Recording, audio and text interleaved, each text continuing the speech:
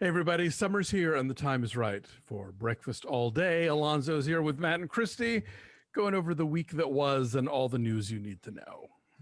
Hello. Well, it's very formal.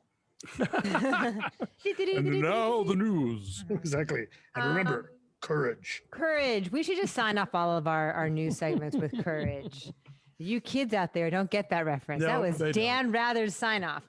I'd rather not. If you're watching the show, that little head behind me is my child. Where is he? Nicholas. Hi, he says, waving. He graduated from elementary school this week. And so summer is here. And as he puts it, nothing matters. So my kid's a nihilist. So he thinks he doesn't have to brush his teeth or make his bed. At least it's an ethos. It is an ethos. He has that going for him. So it is indeed summer.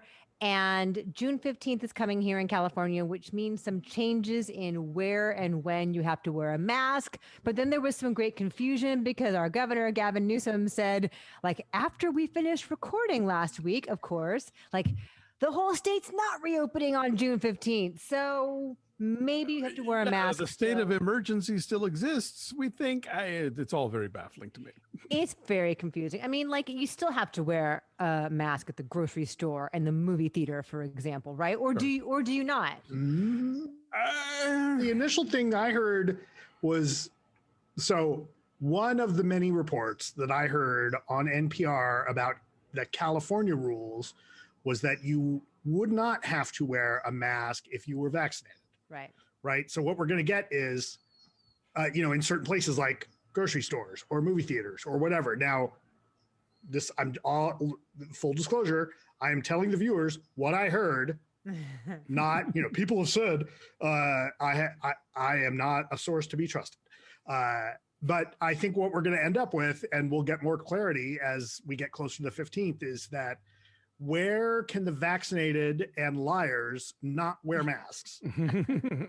Right. So vaccinated Californians will be able to go mask-free in most indoor settings starting Tuesday. The new rules are meant to align with federal guidance, and face coverings will still be required on public transportation and in taxis, hospitals, prisons, FYI, and homeless shelters. Also indoors at K through 12 schools, childcare facilities, other places where there may be a large number of children who have not yet been vaccinated. So, like, if you're 12 or older, your parents can take you to get you vaccinated. I would take Nick the second he could go, but he's not 12 yet. But, that's not a bad idea. They should be doing masking in grade schools anyway.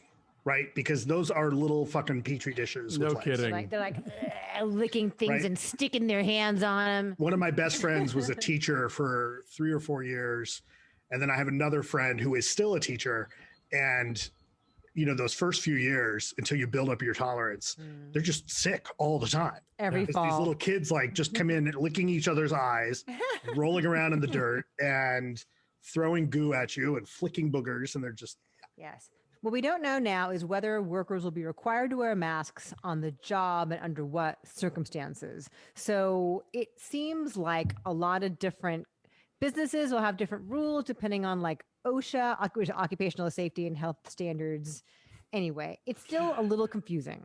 In other words, did we learn anything through this whole process? Of course not. We're still getting a million mixed messages and not one standard of behavior or standards in general about how we're supposed to deal with this stuff. So I'm sure it's going to wind up being like, this chain says masks and this other chain says, no, we're not doing masks. And nobody's going to challenge anybody who says they've been vaccinated, even though you could just show your card. Right. History repeats for the same reason we keep getting sequels and remakes. Pretty much. Because we asked for it. But, I got to tell you, along those lines, we are in the midst of our Fast and Furious rewatch right now around this house. Oh. Nick had never seen any of them, and we're going to see F9 on Monday night. Although he had seen Hobbs and Shaw, hadn't he? He has seen Hobbs and Shaw, yes. So he thinks that's like number 8.5 in preparation for F9. Gotcha. But he had never seen any of them. So we started from the beginning, and he likes Too Fast, Too Furious. And last night I showed him and one of his best friends Fast 5. I'm like, from here on out, it just gets nuts. Like the laws of physics don't apply. And so his best friend was watching it with us. And the first big action sequence in Fast 5, he goes, that was really cool. It also doesn't make a whole lot of sense. Like, you're just going to keep Put that saying on the poster. Wait till the safe comes out. Wait till the giant vault gets hauled from the streets of Rio. Right. Like in the fourth movie, they kind of throw away sense, right? Like, especially the climax of the fourth movie, driving through the tunnel. It's like, fuck logic. The fourth one becomes a video game. The fifth one becomes a superhero movie. Well, right. But then, like, they get to the fifth one. It's like, hey, what if we did this kind of craziness with a decent script? Okay. Exactly. What if nothing mattered? During the pandemic, when film releases really slowed down, we took 4 weeks on what was then called Who Shot Ya is now called Maximum Film, and did 1 through 8. So yeah, because we had already reviewed Hobbs and Shaw on the actual show, so that I already had my revisit within the last year, and it's it's an interesting. Certainly nobody could have guessed after number 1 where it was all going. Right. And it's fun to go like, oh yeah, Han's not really dead. And oh yeah, here Tyrese is back. He was fun. So anyway, we were doing that. But speaking of sequels and whatnot, A Quiet Place 3 is coming March 31st. Still quiet. 2023. I think we knew already that Jeff Nichols was directing and writing it, that John Krasinski was relinquishing the reins here. But they set a release date. The first Quiet Place came out in that late March area. Right. So that is happening. And 2 was supposed to. Right. Yeah, exactly. And so this one's called Quiet Place 3, Tokyo Silence. Yes. And then speaking of, also more breaking news after we wrapped last week. The Domination. The Cruella sequel is in the works with Cruella. Wait, Too Furious. And Craig Gillespie directing and Tony McNamara among the writers again. I don't know. Hope they make the L's do into that eyes. well? Yeah, that's good. Roman numerals. So did Cruella do that well that it was already obvious that a sequel needed to happen? It must have been. They must have gotten enough numbers from Disney Plus. Yeah, by whatever the yes. math is. Well, yeah, because that's when it's not like it was just streaming on Disney Plus. You had to buy it. So obviously enough people did buy it or went to the theater and saw it to make coupled with there must be enough demand for merch that, okay, sure, we'll do more of this. Also that. Also exciting. This is news for Alonso and Alonso only. Tyler Perry is bringing Madea back. Speaking of sequels and reboots and remakes and whatnot, Madea is coming out of retirement, and Madea Somebody please Homecoming. rewrite Sexy back. What? Somebody please rewrite Sexy back. Why? I brought Madea back. I see. Medea's coming back. I'll give Madea you Homecoming. movies where the laughs do lack. Yes. Oh, we enjoy Madea around here. This is Medea is so far, not counting his dramatic appearances in other people's movies, the best thing that Tyler Perry has given the world. So I'm delighted, and the movies themselves are kind of, it's a mixed bag, but I think the character's a lot of fun and there's a lot of potential to do stuff with her. So yeah, by all means. They're entertaining. Yeah. So that'll be on Netflix next year. More sequel news. Prince Harry and Meghan Markle have had their second child. Mm-hmm. She is named Lilibet Lily Diana, Mountbatten, Windsor. Okay. There you go. And I like how there's simultaneously the request for privacy, and yet also like all of the TV specials and People magazine covers and all that stuff. So maybe they're not agreeing to that. I don't know. I was going to say, I think parity. That would just happen anyway, It's a question of how much they participate. Well, but it's also, my sense is like they can sell the rights to those stories to someplace like People, and they can do it with just between the two of them, Meghan and Harry deciding what to do, as opposed to running everything by the firm. And they can maybe give the money to charity. Great. If they so choose. Jeff Bezos is going to space. Leave him there. I was going to say, could he stay? A one-way ticket. This has been his childhood dream, you guys. Why must you stomp on his dream? He wanted to go to space with his brother. Hey, what if his childhood dream had been to end world hunger? He could do that. With his billions. Yes. But no, instead he's spending it on a $500 million yacht, and he's going to space. And he'll when Blue Horizon. I'm sorry, I want him to come back and talk like Elmer Fudd. Right, when Blue Origin, his name of his company, his little whole space system situation. # eat the rich. Yes, that's exciting. Jeff Bezos, billionaire. I have a spaceship and a yacht. Alyssa Milano is considering a run for Congress in 2024. She lives here in Southern California, but she also has a place up in Truckee outside of Lake Tahoe. And so she's considering running for that 4th district up in Northern California. It's like Tahoe, the Sierras. So, but she's very active. She's legitimately very active in politics. I don't think she's just tweeting. She seems knowledgeable and passionate. I always wanted, Ashley Judd to run against Mitch McConnell. So, I'll take what I can get. That'd be cool. Jesus, I'd vote for Foghorn Leghorn over. Chris Harrison is out completely as host of The Bachelor. At first, it seemed that he was just stepping aside because he didn't handle a question in an interview very well about a bachelorette contestant in an Old South fraternity party that she went to, the antebellum themed KA Old South parties. And how much money is he getting, Christy?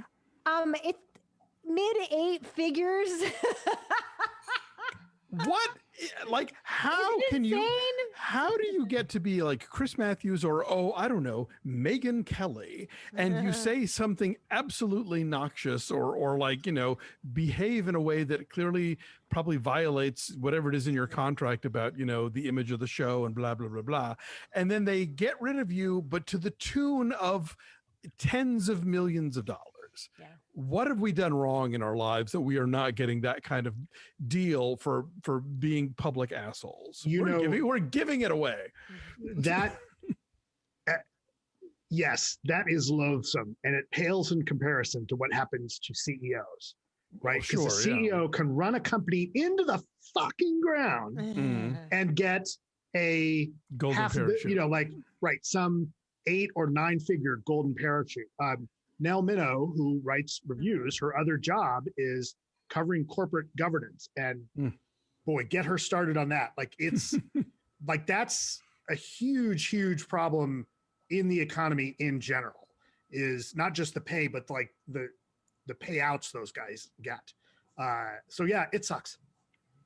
Also, I mean, I know The Bachelor is a huge hit, right? And it's got longevity, but it's not a huge hit with longevity because of him. I think any serviceable host can usher people from one embarrassing situation to the next where they're like buzzed and topless or shirtless or whatever. And any blandly handsome middle-aged white guy can say, do you accept this rose? Or, record those teasers where they say, it's the most dramatic rose ceremony yet. Like literally anybody could do that. You could hire actor Brennan Elliott to do the host character that he played on Unreal to come in and be the host of the show, and it would totally work. No one would notice the difference. It's just it's not like he's a game show host, right? Like you look at someone like Alex Trebek, right? And in terms of trying to find a replacement for somebody like that, there's the actual skill to being good at that, right? Yeah. To being able to think on your feet. And be smart and be accessible, Like before constantly sticking his foot in his mouth and having to quit over it. Like, Harrison understood what the job was and he did the job well. So like, it's not like he was incompetent, but the star of The Bachelor is the premise of The Bachelor, not the host. And you could very easily, like you said, there's any number of unthreateningly handsome gentlemen over 45 that could do that gig and be great. What if I'm threatening? We went the opposite direction. I shouldn't do it. Like Gilbert Gottfried. Or you accept this rose. He wants to give it to you. He wants to give it to you. She's looking for love. Or Triumph.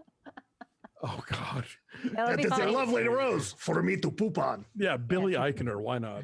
Billy Eichner would be fucking amazing. The star of The Bachelor is whoever is the alcohol supplier for that show. Because that's the reason the crazy shit goes down on The Bachelor, is because they're all drunk. Seagrams and Smirnoff are the star of The Bachelor. That is your star. Speaking of people behaving badly, so White House Press Secretary Jen Psaki did this whole Annie Leibovitz spread in Vogue, a beautiful photo spread, And Kayleigh McEnany, who was Trump's most recent press secretary, is all miffed and pissy about it.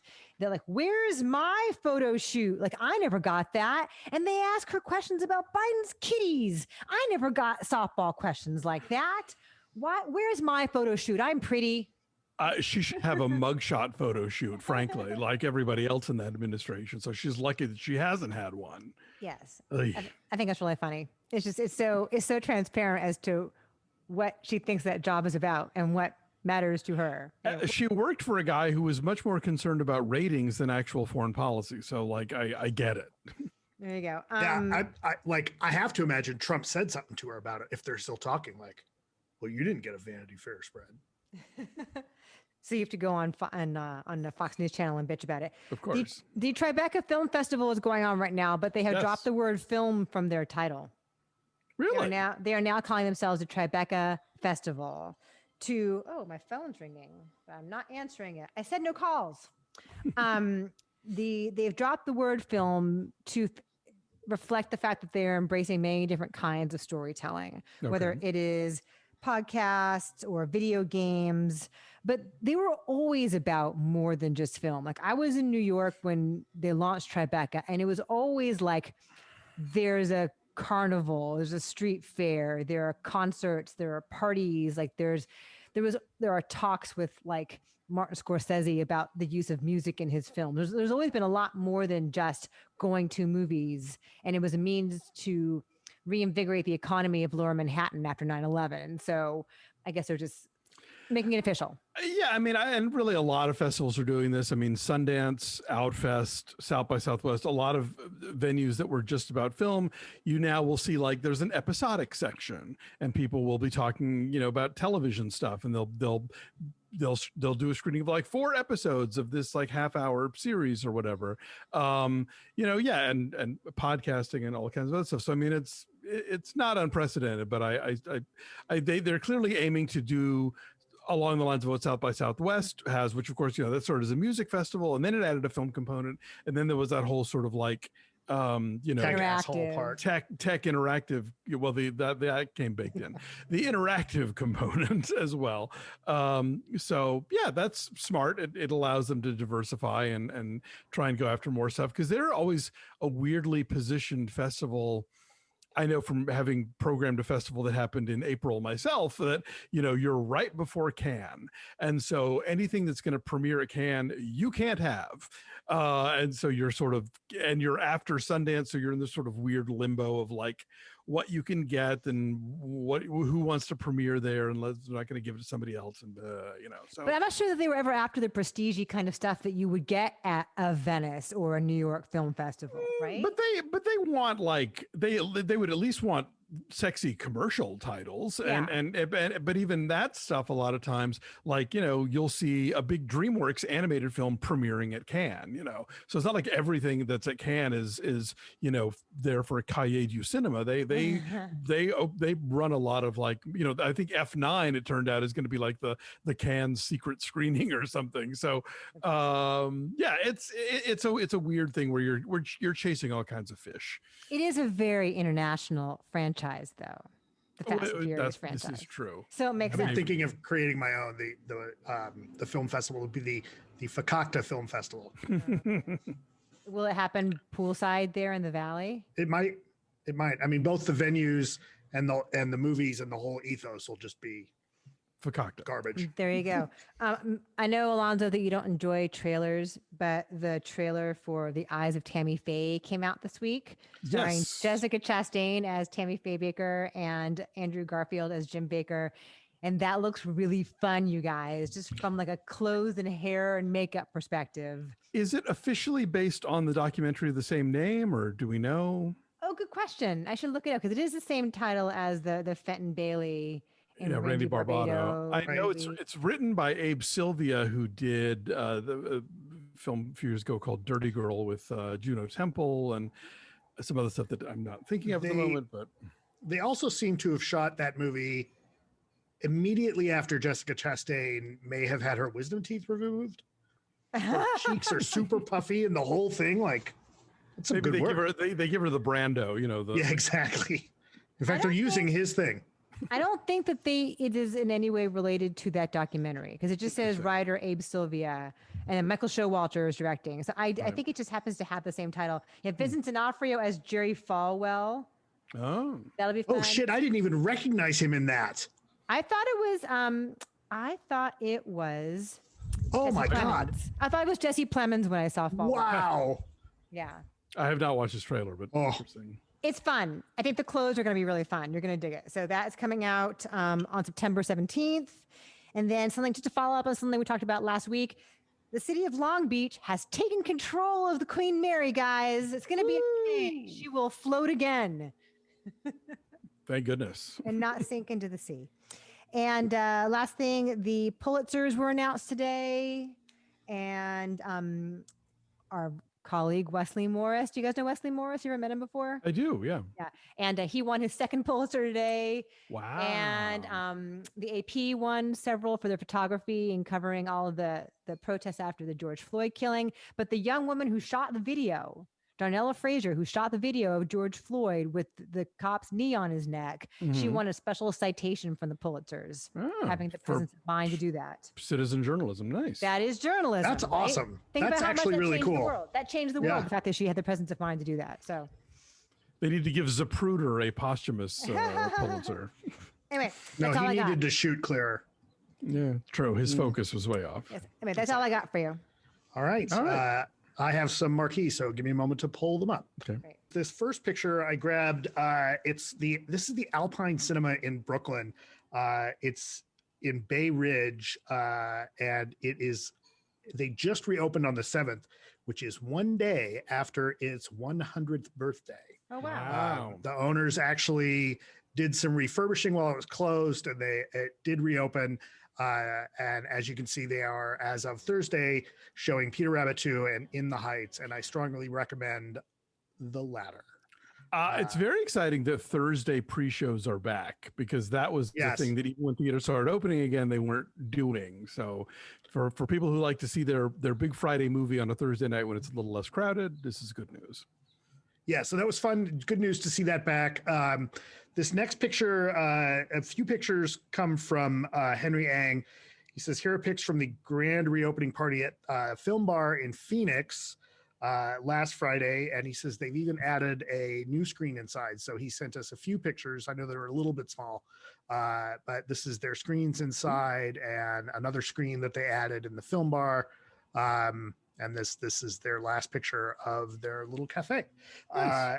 And then Igor Sekovich, who has written us and sent us pictures before, sent us this picture because we asked people, hey, if you're going to the movies, send us a picture. And Igor did. So he says, hey, just wanted to share with you a picture of my happy self at the cinema just before the screening of A Quiet Place Part 2. So happy to be back at the movies, enjoying the big screen experience again. Nice. So, yeah. So, thank you for sending that. And, those are our pictures. Again, if you go to the movies, you go and see something, grab a picture in the theater and send it to us, and we'll put it up for a while. For sure. 2 years, we'll probably stop doing it. Anyway, so that's it for photos. Cool. I have one quick plug. My podcast, A Film and a Movie, is coming to an end. Daniel, my co-host, is going back to teaching, but we are going out with a bang. Our final episode will drop this coming Wednesday, and we will be interviewing Mr. Edgar Wright about his new documentary, The Sparks Brothers, which premieres in theaters on June 18th. I'm sure we'll be reviewing it here next week. But if you guys, we've had a lot of amazing filmmakers, a lot of great critics, y'all, President Company included, on the show. So I hate to end it, but it's very exciting that we're getting to cap off with a cool conversation with a really fascinating filmmaker. So anyway, thanks for watching. Like this video, subscribe to our YouTube channel, follow us at BeFastAllDay on Twitter, Instagram, and Facebook, and why not go check out our Patreon page. So much exciting stuff going on over there. Loki kicking off this week, so we'll be recapping that season on Disney Plus. Getting close to the end of a fascinating season of The Handmaid's Tale on Hulu, and in the coming weeks we'll be doing our monthly off the menu selection. Looks like our subscribers have chosen the film Monsoon with Henry Golding. as our Pride Month movie. So we will be doing a review of that exclusively for our subscribers. So, hey, become one. Patreon.com/BeFastAllDay. Have a good week. Take care of yourselves and each other. We'll see you next time. Bye.